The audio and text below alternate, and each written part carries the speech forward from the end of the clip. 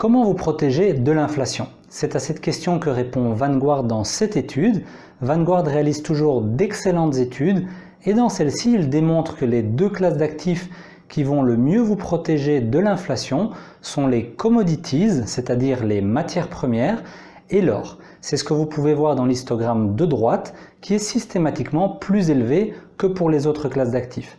On voit notamment que le caractère protectif des matières premières et de l'or par rapport au caractère protectif des obligations indexées sur l'inflation est largement supérieur. Et donc on entend beaucoup parler des obligations indexées sur l'inflation pour vous protéger de l'inflation, mais en réalité ce n'est pas le meilleur moyen de vous en protéger. Mais qu'en est-il du rôle des actions lorsque l'inflation est élevée?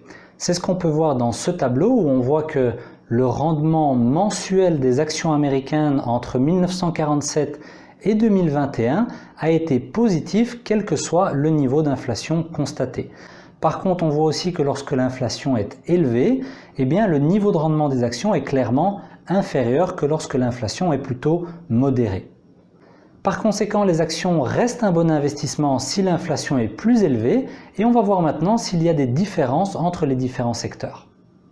On voit dans ce tableau que sur la même période, entre 1947 et 2021, les secteurs d'activité qui vous ont le mieux protégé lorsque l'inflation était élevée sont systématiquement des secteurs qui sont liés aux matières premières.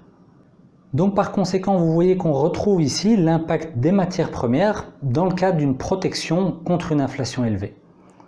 Donc vous le voyez, investir en actions, quel que soit le niveau d'inflation, est toujours une bonne idée.